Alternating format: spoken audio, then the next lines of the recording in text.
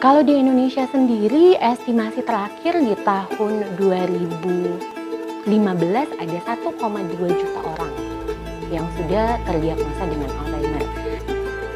Kalau general, Everest Base Camp itu termasuk pendakian yang menurut gua moderate.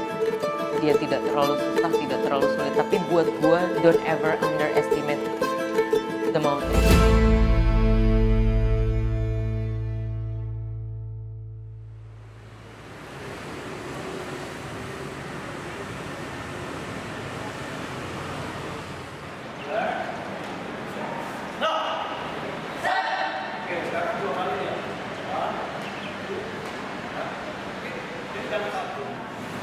Nama saya Patricia, saat ini saya menjabat sebagai Direktur Eksekutif Yayasan Alzheimer Indonesia.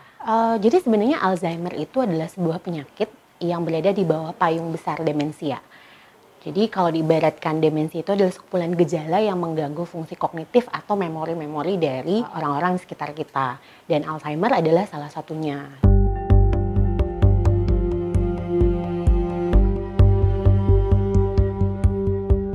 Kalau di Indonesia sendiri, estimasi terakhir di tahun 2015 ada 1,2 juta orang yang sudah terdiagnosa dengan Alzheimer. Itu hanya estimasi karena kita belum mendapatkan data yang fix dari pemerintah Indonesia. Banyak di masyarakat yang masih memaklumi bahwa kalau sudah kalau sudah tua, pikun itu hal yang lumrah, hal yang biasa, udah mulai lupa-lupa. Tapi sebenarnya kalau proses lupanya semakin sering dan semakin mengkhawatirkan, itu banyak masyarakat yang belum tahu kalau ternyata itu sudah Alzheimer atau itu sudah demensia. Jadi kalau estimasinya sih 1,2, kemudian 2030 akan double menjadi sekitar 4 juta orang, dan 2050 akan triple.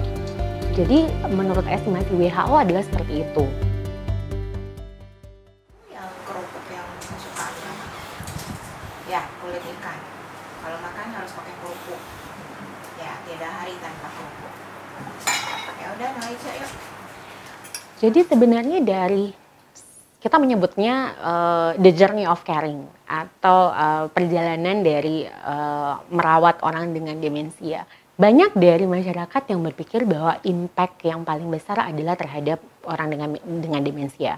Tapi sebenarnya kalau kita take one step back, sebenarnya yang paling banyak terkena dampaknya adalah para caregivers atau keluarga.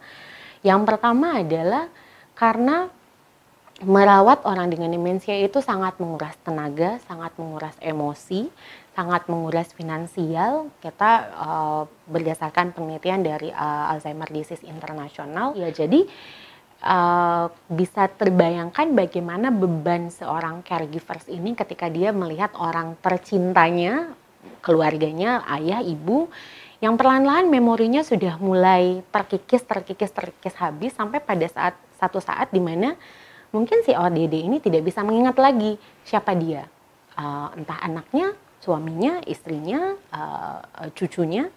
Jadi memang sangat berdampak kalau caregiversnya tidak bisa menerima dari awal bahwa inilah proses perjalanan Alzheimer, akan terjadi banyak konflik.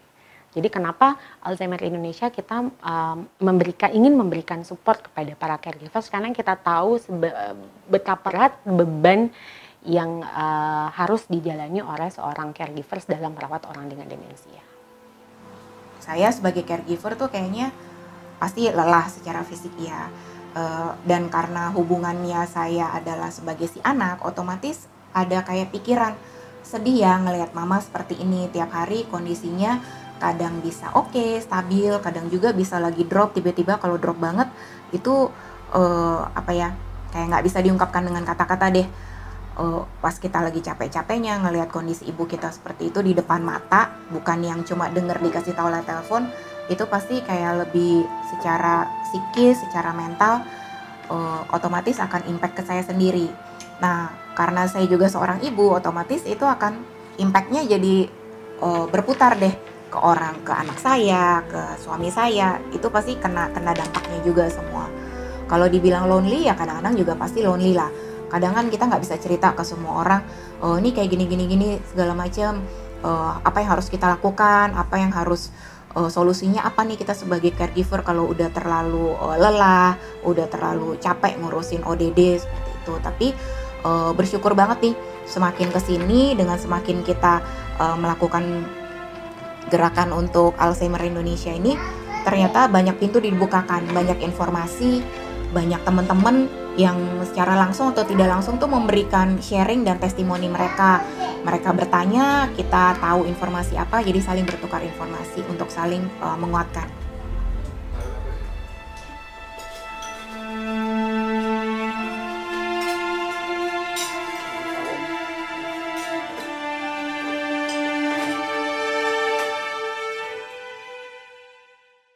Terus kita ngobrol dan sebelumnya gue udah dijelasin, gue cuma nggak nyangka why, kenapa lo pilih Alzheimer gitu, kenapa lo pilih melakukan ini, you could risk yourself, tapi lo mau melakukan sesuatu yang menurut gue baik gitu, dan itu jauh berbeda dari charity yang lain.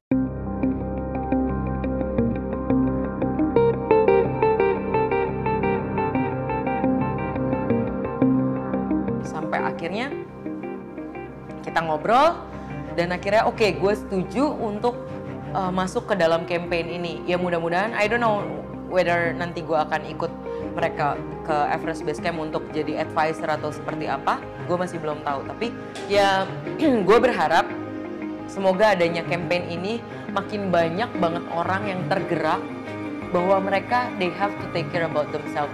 Mereka harus jaga kesehatan mereka tuh sedari dini, sedari awal. Jangan sampai mereka menghabiskan hidup mereka bertahun-tahun hanya karena sakit. Karena gue percaya semua orang nggak kepengen sakit. Seperti itu. Jadi memang kecenderungan umur itu, penyakit itu menyerang udah semakin muda. Bahkan umur kalau nggak salah 30-an akhir gitu ya, mendekati 40, ada yang sudah terindikasi gitu dengan gejala penyakit ini. Kira-kira apa nih judul kampanye yang asik? Kalau judulnya Hike to Remember gimana?